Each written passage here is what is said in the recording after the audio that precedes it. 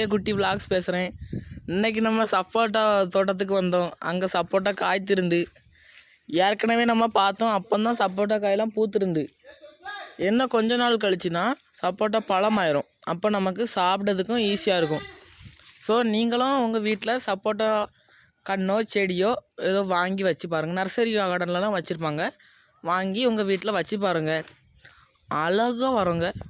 இதெல்லாம் நாட்டு சப்போட்டா, இனிக்கும், சும்மா தேன் போல் இருக்கும். இதுதான் நம்ம கோழி பண்ணை, பார்த்திங்களா தெரியும்.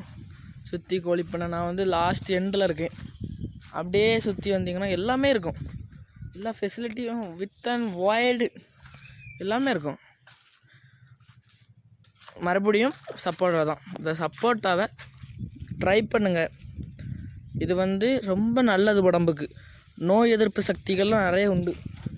இந்த காயை வந்து ட்ரை பண்ணி பாருங்கள், சாப்பிட்டு பாருங்கள், டேஸ்ட் பண்ணி பாருங்கள், எல்லாமே பண்ணி பாருங்கள், நல்லாயிருக்கும். சரி, பாய்.